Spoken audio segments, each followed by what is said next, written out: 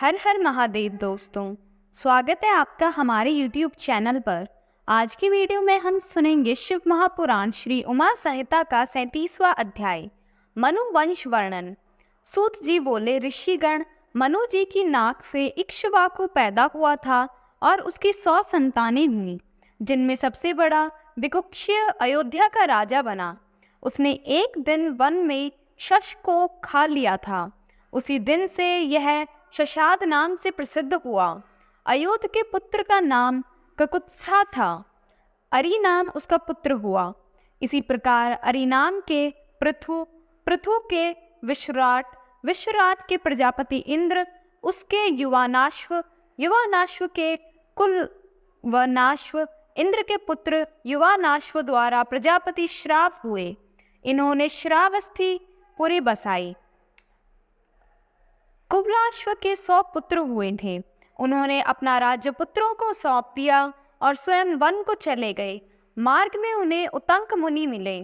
मुनि बोले, राजन, मेरे आश्रम के पास ही धुंध नामक दानव रहता है।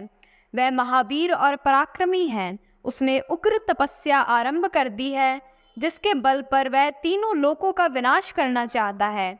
आप उसका वध करके इस जगत का कल्याण करें।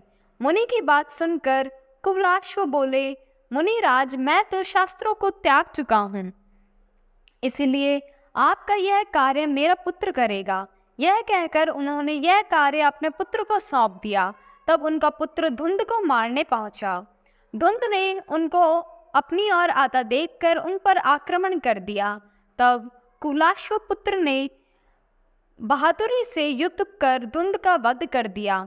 उतंक ऋषि ने उसे अपराजित रहने एवं अक्षय धन प्राप्ति का वरदान प्रदान किया। उनके पुत्रों में दृढ़तावाशक हश्व, हर्यश्वका, निकुंभ एवं गृहस्थाश्व, कृशाश्व एवं हिमवती कन्या उत्पन्न हुई। उनके प्रेसनजित नामक पुत्र हुआ।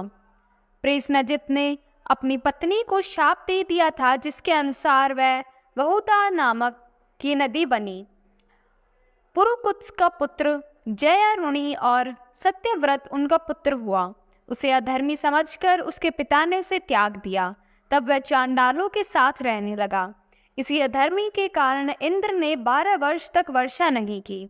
तत्पश्चात विश्वामित्र ने अपनी पत्नी का त्याग कर दिया और तपस्या करने लगे।